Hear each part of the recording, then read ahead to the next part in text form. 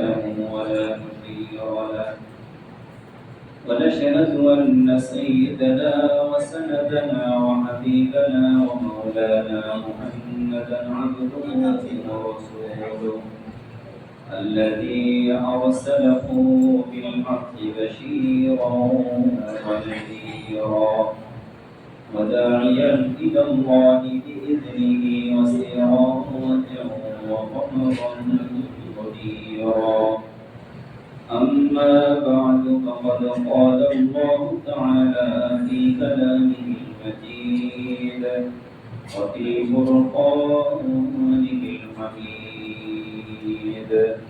সবাই পড়ে আউযু বিল্লাহি মিনাশ শাইতানির রাজীম বিসমিল্লাহির রাহমানির রাহিম لقد كان لكم في رسول الله أسوة حسنة لمن كان يرجو الله واليوم الآخر وذكر الله كثيرا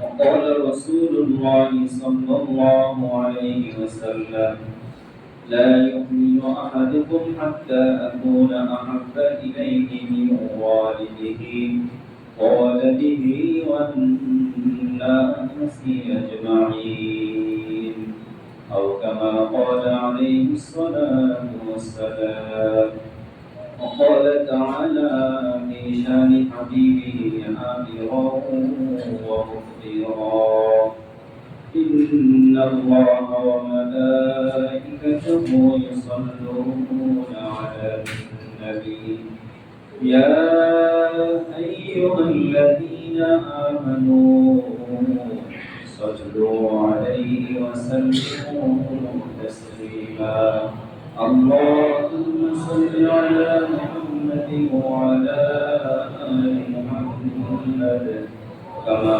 صليت على إبراهيم وعلى آل إبراهيم إنك حميد مجيد اللهم بارك على محمد وعلى آل محمد كما باركت على إبراهيم وعلى آل إبراهيم إنك حميد مجيد بلغ العلا بكماله كشف الدجى بجماله وسنت جميع خصاله صلوا عليه وآله معزز محترم সম্মানিত মুসলিম کرام সর্বপ্রথম আল্লাহ রাব্বুল আলামিনের শুকরিয়া আদায় করি যিনি আমাদেরকে আজকের এই পবিত্র জুমার নামাজে শরীক হওয়ার তৌফিক দিয়েছেন সেজন্য সেই মহান মুনিবের দরবারে তার দেওয়া জবান দিয়ে তার শেখানো ভাষায় কালিমাতে শুকর আদায় করে সবাই পড়ি আলহামদুলিল্লাহ রব্বানা লাকাল হামদু হামদান কাসীরান طيبا مباركا فيه يا ربي لك الحمد كما ينبغي لجلال وجهك وعظيم سلطانك প্রশংসা করলাম কার অবস্থায় সকল প্রশংসার একমাত্র মালিক আল্লাহ তাআলার প্রশংসা দিয়ে শুরু করলাম সাথে সাথে সবাই একবার পড়ে নেই সাল্লাল্লাহু আলাইহি ওয়াসাল্লাম আল্লাহ পাকের প্রশংসা এবং বিশ্বনবী জনাব রাসূলুল্লাহ সাল্লাল্লাহু আলাইহি ওয়াসাল্লামের উপরে দরুদ সালাম পড়ে আমরা আমাদের আলোচনা শুরু করছি আমি কোরআনুল কারীমের সূরাতুল আহজাবের একটি আয়াত তেলাওয়াত করেছি এই আয়াতে কারীমায় আল্লাহ রাব্বুল আলামিন বলেন লাকাদ কানা লাকুম ফি রাসূলিল্লাহি উসওয়াতুন হাসানাহ যে অবশ্যই তোমাদের জন্য রাসূলুল্লাহ সাল্লাল্লাহু আলাইহি ওয়াসাল্লামের জীবনে রয়েছে সর্বোত্তম আদর্শ। ইমান কানা ইয়ারজুল্লাহ ওয়াল ইয়াউমাল আখির ওয়া যাকারাল্লাহ কাসীরা। ওই ব্যক্তির জন্য রাসূল করিম সাল্লাল্লাহু আলাইহি ওয়াসাল্লাম সর্বোত্তম এবং সর্বশ্রেষ্ঠ আদর্শ, যে ব্যক্তি আল্লাহ রাব্বুল আলামিনকে মনে প্রাণে বিশ্বাস করে। এটি এক নম্বর কথা। এবং দুনিয়ার জীবনের এই ক্ষণস্থায়ী জীবন শেষে চিরস্থায়ী জীবন শুরু হবে পরকালের জীবন। এই পরকালকে যে বিশ্বাস করবে এবং যার অন্তরে আল্লাহ রাব্বুল আলামিনের স্মরণ থাকবে, যে সবসময় আল্লাহ পাককে স্মরণ করবে, আল্লাহ রাব্বুল আলামিনের গুণকীর্তন, আল্লাহ পাকের প্রশংসা যার জবানে, যার কাজে কর্মে প্রকাশিত হবে, এমন তিনটি গুণ বিশিষ্ট ব্যক্তির জন্য জীবনের সর্বক্ষেত্রে সর্বোত্তম আদর্শ হলেন জনাবে রাসূলুল্লাহ সাল্লাল্লাহু আলাইহি ওয়াসাল্লাম। রবিউল আউয়াল মাস চলছে। আজকে রবিউল আউয়াল মাসের কয় তারিখ? 11 তারিখ। আগামীকাল 12 রবিউল আউয়াল। আমরা রবিউল আউয়াল মাসে মিলাদুন নবী এবং সিরাতুন নবী সাল্লাল্লাহু আলাইহি ওয়াসাল্লাম এই বিষয়ের উপরে অনেক আলোচনা শুনি। স্বাভাবিকভাবেই আমরা ঈদ মিলাদুন নবী শুনি এবং সিরাতুন নবী দুটোই শুনি। ঈদ শব্দের অর্থ হলো আনন্দ বা খুশি প্রকাশ করা, আর মিলাদ শব্দের অর্থ হলো জন্ম, জন্ম বৃত্তান্ত অথবা কোনো ব্যক্তির জীবন। আর নবী সাল্লাল্লাহু আলাইহি ওয়াসাল্লাম শব্দের অর্থ হলো বার্তাবাহক, যিনি আল্লাহর পক্ষ থেকে মেসেঞ্জার হিসাবে, বার্তাবাহক হিসাবে এবং শান্তির দূত হিসাবে, বিশ্ব মানবতার মুক্তির দূত হিসাবে যিনি আবির্ভাব হয়েছেন, মুহাম্মদুর রাসূলুল্লাহ সাল্লাল্লাহু আলাইহি ওয়াসাল্লাম। সিরাতুন নবী শব্দের অর্থ হলো, সিরাত মানে জীবন চরিত্র, জীবনের জন্ম থেকে মৃত্যু পর্যন্ত মানুষের জীবনে যা কিছু করবে, যা কিছু ঘটবে, যা কিছু আমরা করে থাকি, রাসূল করিম সাল্লাল্লাহু আলাইহি ওয়াসাল্লামের জীবনে তিনি যা কিছু করেছেন, নবুয়ত প্রাপ্তির পূর্বে এবং নবুয়ত প্রাপ্তির পরে, এই পুরো জীবনটাকে সিরাতুন নবী সাল্লাল্লাহু আলাইহি ওয়াসাল্লাম বলা হয়। এখন প্রশ্ন হলো যে আমরা কি মিলাদুন নবী উদযাপন করব নাকি সিরাতুন নবী মানব? একেবারে সহজ উত্তর যে আমাদের প্রিয় নবী জনাব রাসূলুল্লাহ সাল্লাল্লাহু আলাইহি ওয়াসাল্লাম দুনিয়াতে আগমন করেছেন, এতে আমরা খুশি না বেজার? স্বাভাবিকভাবে আমরা যদি কোনো হারানো জিনিস পাই তাতে আমরা খুশি হই নাকি বেজার হই? আল্লাহ তাআলা কাউকে যদি সন্তান দেয় সে কি খুশি হয় নাকি বেজার হয়? ঠিক এই ধরনীতে অন্ধকার থেকে আলোর দিকে নিয়ে আসার জন্য একটি পথ ছাড়া জাতিকে পথের দিশা দেবার জন্য যিনি সারা বিশ্বের মানুষের জন্য সর্বোত্তম আদর্শ হিসাবে দুনিয়াতে আগমন করেছেন, তাতে আমরা সবাই আনন্দিত, ঠিক কি না বলেন? এই আনন্দ প্রকাশের মানে এই নয় যে আমরা আমাদের ইচ্ছা মতো এই আনন্দ প্রকাশ করব। নবীজি সাল্লাল্লাহু আলাইহি ওয়াসাল্লাম দুনিয়াতে আগমন করেছেন যে উদ্দেশ্যে, তিনি তার জন্মকে যেভাবে পালন করেছেন, তিনি তার জন্ম দিবসকে যেভাবে উদযাপন করেছেন, সেইভাবে পালন করার মধ্যে শান্তি এবং সফলতা নিহিত আছে, ঠিক কিনা বলেন? নবীজি সাল্লাল্লাহু আলাইহি ওয়াসাল্লাম তার মিলাদকে, জন্মকে উদযাপন করেছেন রোজা রাখার মাধ্যমে। কিসের মাধ্যমে? রোজা রেখে তিনি তার মিলাদ উদযাপন করেছেন। নবীজিকে জিজ্ঞেস করা হয়েছিল যে আপনি কেন প্রতি সোমবারে এবং বৃহস্পতিবারে রোজা রাখেন? নবীজি জবাব দিয়েছেন, ইন্নী উলিদতু ফি ইয়াউমিল ইসনাইনি, যে আমি সোমবারে পৃথিবীতে আগমন করেছি, এ কারণে প্রতি সোমবারে আর বৃহস্পতিবারে আমাদের আমলনামা আল্লাহর দরবারে উপস্থাপিত হয় এবং এই সোমবারেই আমাকে প্রথম নবুয়ত দান করা হয়। এই কারণেই আমি শুকরিয়া জানান প্রতি সোমবার এবং বৃহস্পতিবার রোজা রাখি। তো নবীজি সাল্লাল্লাহু আলাইহি ওয়াসাল্লাম সোমবারকে এবং বৃহস্পতিবারকে উদযাপন করতেন কিসের মাধ্যমে? রোজা পালনের মাধ্যমে। আরেকটি নবীজি সাল্লাল্লাহু আলাইহি ওয়াসাল্লাম বলেন, যে ব্যক্তি আমার নাম শুনলো এবং আমার উপরে দুরূদ শরীফ পড়লো, আল্লাহ রাব্বুল আলামিন তার উপরে 10টি রহমত নাযিল করে দেন এবং 10টি গুনাহ তার ক্ষমা করে দেন, জান্নাতের মধ্যে 10টি দরজা তার বুলন্দ করে দেন। তো নবীজির জন্মকে আমরা উদযাপন করব প্রতি সোমবার এবং বৃহস্পতিবার রোজা রাখার মাধ্যমে। দ্বিতীয়ত, নবীজি সাল্লাল্লাহু আলাইহি ওয়াসাল্লামের উপরে বেশি বেশি দুরূদ শরীফ পড়ার মাধ্যমে।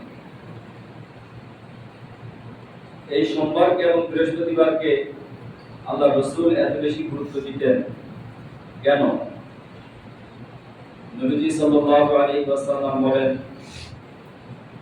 যে সাপ্তাহিক, মাসিক এবং বাৎসরিক বান্দাদের রিপোর্ট আল্লাহর কাছে পেশ করা হয়।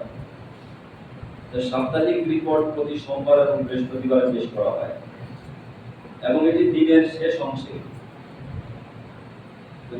দিনের শেষ অংশে যখন ইফতার করা হয়, ইফতার এই মুহূর্তে বান্দাদের আমলনামা আল্লাহ তাআলার কাছে পেশ করা হয়। নবীজি বলেন, আমি ভালোবাসি, আমি পছন্দ করি আমার আমলনামাটা এমন অবস্থায় যেন আল্লাহর কাছে উপস্থাপিত হয় যে অবস্থায় আমি রোজাদার। রোজার মাধ্যমে তিনি তার জন্মকে উৎসব হিসাবে, আনন্দ হিসাবে পালন করেছেন। এজন্য মুহতারাম হাজিরিন, আমরা যে সমস্ত নবীজির জন্মে আনন্দ উৎসব করি এবং বিভিন্ন প্রকারের নিজেদের তৈরি করা যে জশ্নে জুলুস নামে যে উৎসবগুলো পালন করে থাকি, প্রিয় নবী জনাব রাসূলুল্লাহ সাল্লাল্লাহু আলাইহি ওয়াসাল্লামের সাহাবা আজমাইন কখনোই পালন করেননি। এজন্য নবীজির আগমনের আনন্দ প্রকাশ করতে সেভাবেই করতে হবে যেভাবে নবীজি নিজেই করেছেন, ঠিক কিনা বলেন? দ্বিতীয়ত, যে প্রতি সোমবার এবং বৃহস্পতিবার রোজা রাখা আর নবীজির উপরে দুরূদ শরীফ পড়ার পাশাপাশি জীবনের সর্বক্ষেত্রে রাসূল সাল্লাল্লাহু আলাইহি ওয়াসাল্লামের কর্মজীবনকে অনুসরণ করা, তার সুন্নাহকে অনুসরণ করা, আদর্শকে অনুসরণ করা।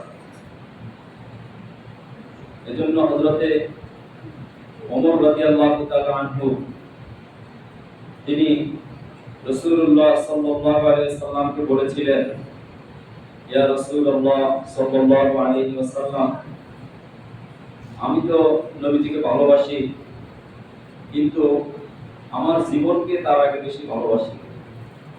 আমি আমার জীবনের চাইতে নবীজিকে বেশি মহব্বত করি না। নবীজি কসম দিয়ে বলেছেন, আল্লাহর কসম দিয়ে বলছি, তুমি যদি তোমার ধন সম্পদ, তোমার যত কিছু আল্লাহ তাআলা তোমাকে দিয়েছেন, এই সব কিছুর চাইতে যদি আমি রাসূলকে বেশি মহব্বত না করো, তুমি পরিপূর্ণ মুমিন বা মুসলমান হতে পারবে না। হযরত ওমর রাদিয়াল্লাহু তাআলা আনহু তখন চিন্তা করলেন, চিন্তা করে পরবর্তীতে তিনি তার মনোভাব পরিবর্তন করে তিনি তখন ওয়াদা করলেন, আমি এখন থেকে আমি আমার সম্পদ, আমি আমার সন্তান সন্ততি, আল্লাহ প্রদত্ত যত নিয়ামত আছে, এমনকি আমার জীবনের চাইতে আমার প্রিয় রাসূলকে বেশি মহব্বত করি। তখন নবীজি সাল্লাল্লাহু আলাইহি ওয়াসাল্লাম বললেন, "অত্তাম্মাত ঈমান", এখন তোমার ঈমান পরিপূর্ণ হলো। তো নবীজির মহব্বত এবং ভালোবাসাই মূলত এই নবীজির আগমনের মাসে আমাদের প্রতিজ্ঞা করা দরকার, ঠিক কি না বলেন? নবীজির আগমনে সারা পৃথিবীর মানুষ যেমন খুশি হয়েছিল, নবীজির আপন চাচা আবু তালেব, আবু লাহাব তারাও খুশি প্রকাশ করেছিলেন। আবু লাহাব যখন শুনল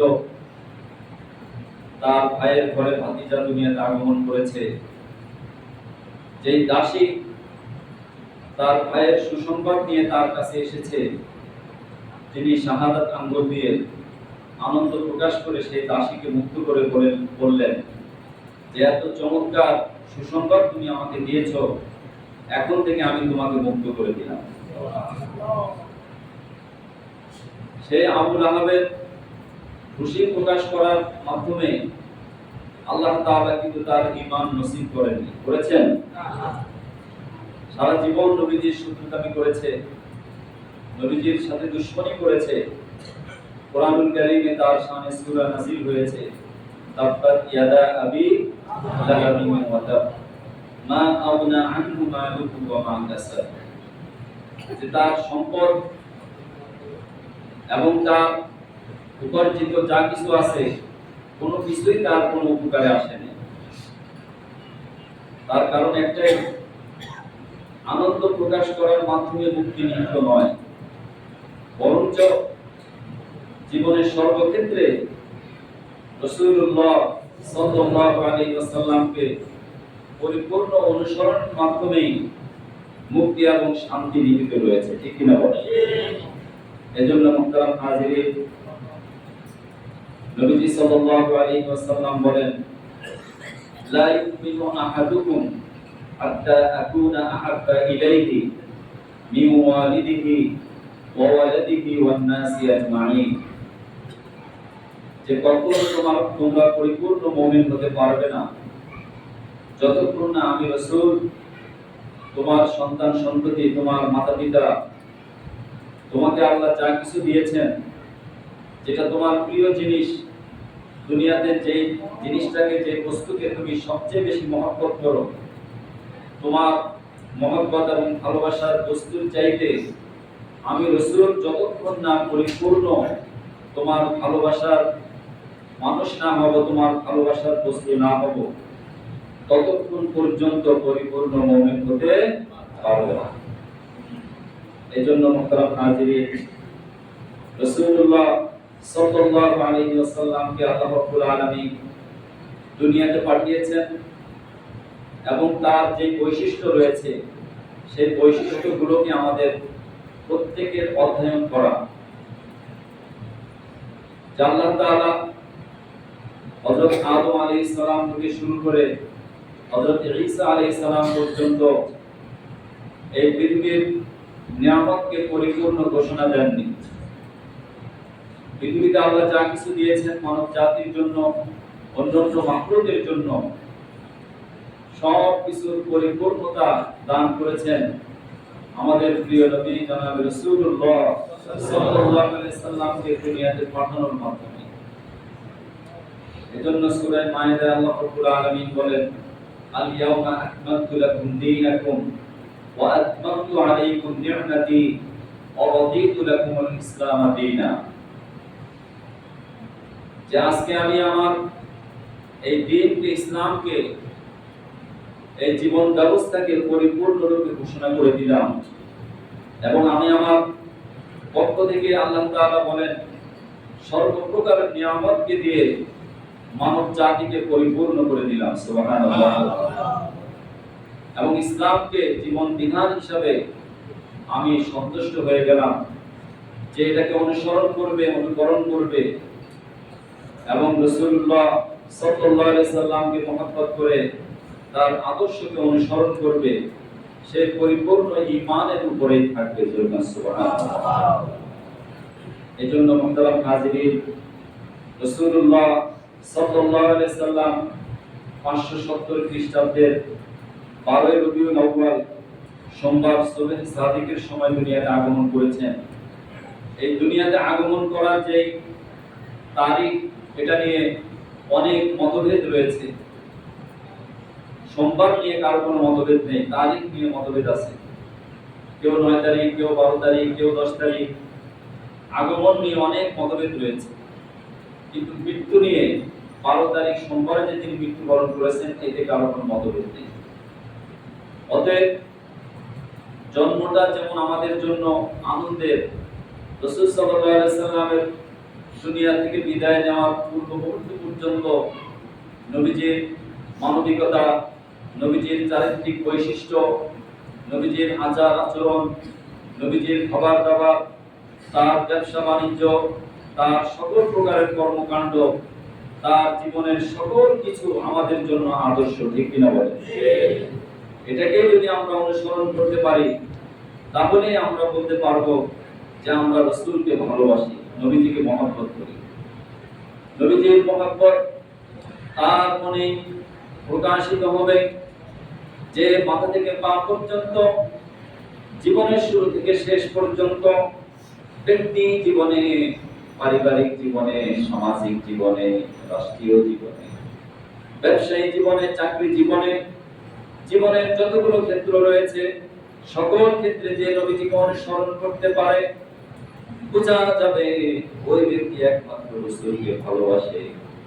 যখন সে কোনো কিছু শিখবে, যখন সে কোনো কাজ করবে, তখন সে তালাশ করবে আমার এই শিক্ষার মধ্যে, আমার কাজের মধ্যে, আমার সন্তানকে শিক্ষাদানের মধ্যে নবীজির শিক্ষা কি আছে, নবীজি কি কাজ করেছেন, নবীজি কোন কাজ করতে পছন্দ করেছেন, সেই কাজটাকে তালাশ করে সে সেটাকে অনুসরণ করবে। এর অর্থ হলো সে একমাত্র রাসূলকে সবচাইতে বেশি ভালোবাসে, ঠিক কিনা বলেন? ভালোবাসার তো নিদর্শন এটাই যে আমি আমার সর্বক্ষেত্রে আমি ব্যবসা করব, নবীজির সুন্নাহ মোতাবেক ব্যবসা করব। নবীজি ব্যবসা করেননি? করেছেন। নবীজি সফর করেননি? করেছেন। নবীজি সংসার পরিচালনা করেছেন। নবীজি সাল্লাল্লাহু আলাইহি সাল্লাম রাষ্ট্র পরিচালনা করেছেন। করেছেন কি না? তিনি রাষ্ট্র পরিচালনা করেছেন। জীবনের সর্বক্ষেত্রে যদি আমরা এই রবিউল আউয়াল থেকে প্রতিজ্ঞা করতে পারি যে আমরা রাসূলকে ভালোবাসবো, মুখে নয় কাজে, ঠিক কিনা বলেন? মুখে শুধু বলবো যে আমি রাসূলকে ভালোবাসি, কিন্তু আমার ভিতরে নবীজির নামাজ নাই, আমার ভিতরে নবীজির আদর্শ নাই, আমার সন্তানদের মধ্যে নবীজির শিক্ষা নাই, আমার পরিবারের মধ্যে নবীজির আদর্শ নাই, সমাজের কোন ক্ষেত্রে আমি নবীজির আদর্শকে অনুসরণ করব সেটা পছন্দ করি না, এমনকি আমি সর্বক্ষেত্রে নবীজির আদর্শকে বাস্তবায়ন করব এটাকে পছন্দ করি না, তাহলে আমি কিসের দাবিদার? আমি একজন মহব্বত করে রাসূলকে দাবি করার কোনো সুযোগ আছে? এজন্য মুহতারাম হাজিরিন, আমরা রবিউল আউয়াল মাস এলে যেমন রাসূলকে স্মরণ করি, রবিউল আউয়াল মাস গেলেও আমরা রাসূলকে মহব্বত করি, ঠিক কিনা বলেন? আমাদের প্রত্যেকটা দিন, প্রত্যেকটা মুহূর্ত, প্রত্যেকটা সময়, প্রত্যেকটা সেকেন্ড নবীজির মহব্বত আমাদের মনে আছে না নাই? আছে কিনা? আছে। নবীজির মহব্বত যদি আমার ভিতরে থাকে, ওই মহব্বতটাই আমার জন্য নাজাতের কারণ হতে পারে, আমার জন্য সফলতার কারণ হতে পারে। এজন্য মুহতারাম হাজিরিন, রবিউল আউয়াল মাসে তোমারই গান গাই, রবিউল আউয়াল গেলে তোমায় ভুলে যাই। এটাই হলো আমাদের চরিত্র, ঠিক কিনা বলেন? রবিউল আউয়াল গেলে তোমারই গান গাই, রবিউল আউয়াল গেলে তোমায় ভুলে যাই। এটা যদি আমাদের চরিত্র হয়, তাহলে আমরা কি দাবি করতে পারবো যে রাসূল আমরা আপনাকে মহব্বত করি? দাবি করার কোনো সুযোগ আছে? এজন্য মুহতারাম হাজিরিন, মিলাদুন নবী থেকে আমরা সিরাতুন নবীকে আমাদের জীবনের সর্বক্ষেত্রে অনুসরণ করব। নবীজি যেমন আগমন করে আমাদেরকে যে কোরআন আমাদেরকে দিয়েছেন, হেদায়েতের সর্বোত্তম এবং সর্বশ্রেষ্ঠ উৎস, ইসলামী শরিয়ার প্রধান উৎসের নাম কি? আল কোরআন।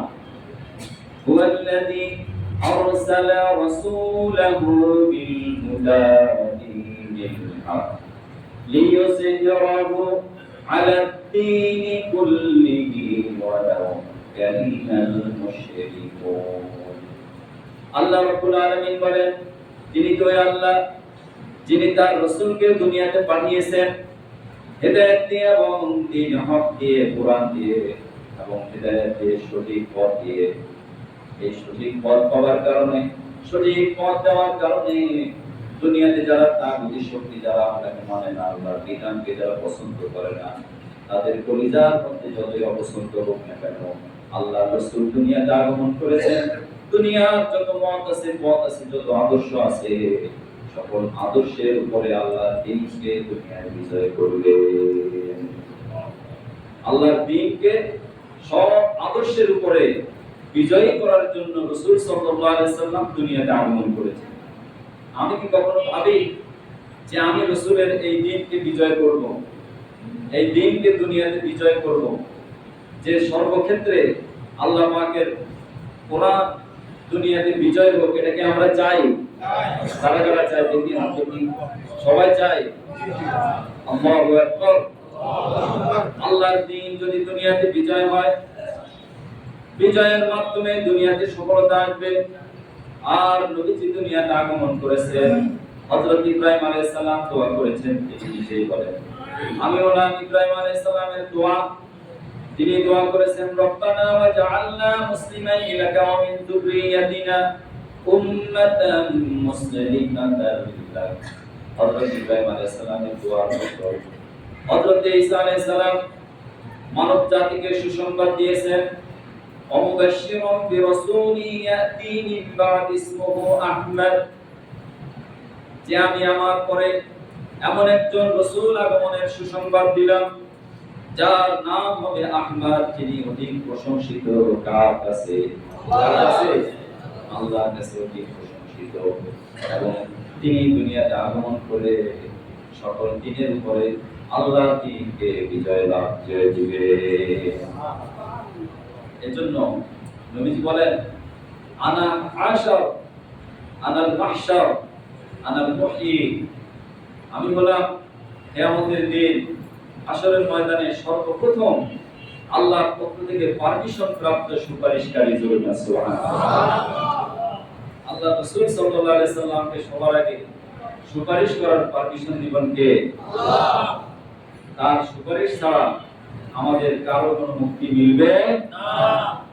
এজন্য মুহতারাম হাজিরিন, নবীজি সাল্লাল্লাহু আলাইহি সাল্লামের আদর্শকে আমরা জীবনের সর্বক্ষেত্রে তালাশ করব।